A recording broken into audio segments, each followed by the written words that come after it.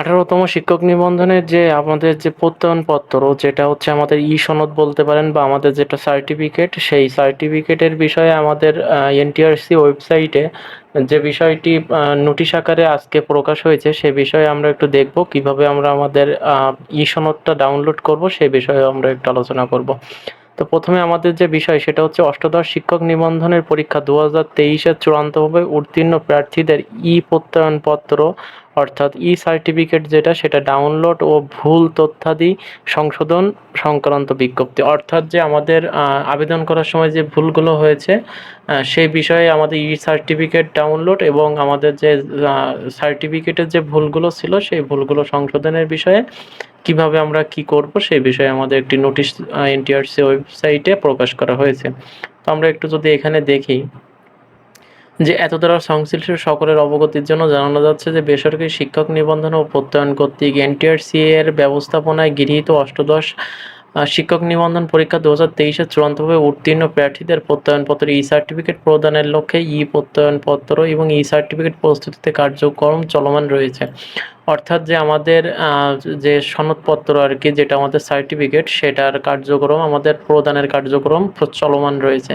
পরীক্ষার্থী তার নিবন্ধন রোল, ব্যাচ, ইউজার আইডি এবং পাসওয়ার্ড ব্যবহার করে অষ্টাদশ শিক্ষক নিবন্ধন পরীক্ষায় সনদপত্র সার্টিফিকেট এনটিআরসি ওয়েবসাইট হতে ডাউনলোড করতে পারবেন।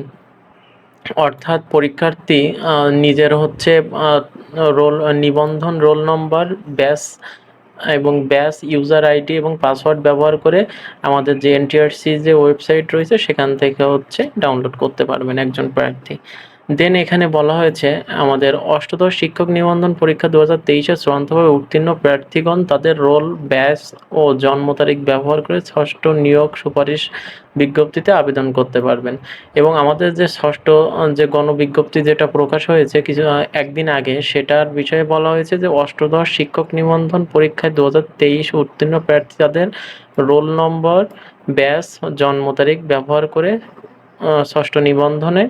আবেদন করতে পারবেন। দেন আমাদের এখানে যেটা বলা হয়েছে 3 নম্বরে, সেটা হচ্ছে যে সকল প্রার্থী প্রত্যয়নপত্র সার্টিফিকেট নিজের নাম, পিতার নাম, মাতার নাম, স্থায়ী ঠিকানা ভুল পরিলক্ষিত হবে তাদেরকে সনদপত্র সার্টিফিকেট ডাউনলোড করার পর নির্ধারিত ফি সহ নির্ধারিত আবেদন ফর্মে প্রত্যয়নপত্র সার্টিফিকেট সংশোধনের জন্য এনটিআরসি কার্যালয়ে আবেদন লিখিত অনুরোধ করা যাচ্ছে। অর্থাৎ এইখানে আমরা যেটা এখন আমাদের এই 1 আর 2 নম্বর যেটা বলা হয়েছে সেটা হচ্ছে আমরা কিভাবে আমাদের প্রত্যয়নপত্র বা সার্টিফিকেট ডাউনলোড করব সেই বিষয়। এবং 3 নম্বর যেটা বলা হয়েছে, আমরা যখন ডাউনলোড করব আমাদের যে সনদপত্র বা সার্টিফিকেট, দেন আমরা ডাউনলোড করার পরে যদি আমরা দেখি যে আমাদের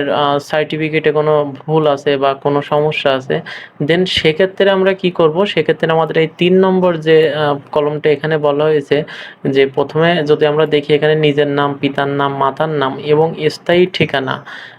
যদি এই জিনিসগুলো যদি আমরা ভুল দেখি যে নিজের নাম, মাতার নাম, পিতার নাম, স্থায়ী ঠিকানা ভুল পরিলক্ষিত, তাদেরকে ডাউনলোড আমাদের সনদপত্র ডাউনলোড করার পরে যে ফি মনে হয় আমার যতটুকু জানা আছে সেটা হচ্ছে 100 টাকা নির্ধারিত যে ফি, সেটা আপনারা তার আগেও আমার পূর্বের যে ভিডিও আছে ওখান থেকে আপনারা দেখে নেবেন আর কি।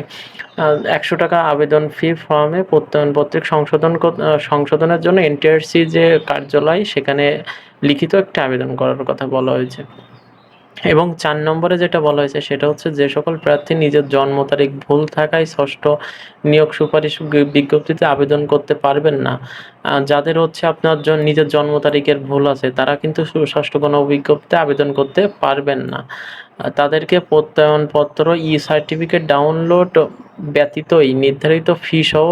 নির্ধারিত আবেদন ফর্মে নিজ জন্ম তারিখ সংশোধনের জন্য এনটিআরসি কার্যালয়ে আবেদন দাখিল করার জন্য অনুরোধ করা যাচ্ছে। দেখেন এখানে আরেকটি গুরুত্বপূর্ণ যে পয়েন্টটা সেটা হচ্ছে যে সকল প্রার্থী নিজ জন্ম তারিখ ভুল থাকায় ষষ্ঠ নিয়োগ সুপারিশ বিজ্ঞপ্তিতে আবেদন করতে পারবেন না, তাদেরকে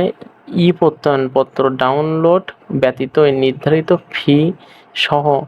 নির্ধারিত আবেদন ফর্মে নিজ জন্ম তারিখ সংশোধনের জন্য এনটিআরসি কার্যালয়ে আবেদন লিখিত অনুরোধ করা যাচ্ছে। যে আপনারা যাদের হচ্ছে আপনাদের জন্ম তারিখের এতে ভুল আছে, সেটা হচ্ছে আপনারা কি করবেন, আপনাদের নিজ জন্ম তারিখে ভুল থাকার কারণে যে ৬ষ্ঠ গণবিজ্ঞপ্তি যেটা, সেটাতে আপনারা যারা আবেদন করতে পারবেন না, তারা সুপারিশ বিজ্ঞপ্তি আবেদন করতে পারবেন না, তারা হচ্ছে কি করবেন, তাদের প্রত্যয়নপত্র মানে যেটা সনদপত্র, অনলাইনে যে সনদপত্রটা দেওয়া হবে সেটা ডাউনলোড ব্যতীতই, মানে সেটা ডাউনলোড না করেই নির্ধারিত যে ফি আছে, নির্ধারিত যে ১০০ টাকা যে ফি বা যেটা আর কি, সেই ফিটা প্রদান করে এনটিআরসি ওয়েবসাইটে কিন্তু আবেদনের জন্য বলা হচ্ছে। তো এটা একটু ভালো করে খেয়াল করবেন, তা না হলে আপনারা কিন্তু আবেদন করতে পারবেন না। তো এতটুকুই ছিল আজকের ভিডিওটা। আর যদি ভালো লাগে অবশ্যই সাবস্ক্রাইব করবেন চ্যানেলটি এবং শেয়ার করবেন। ধন্যবাদ।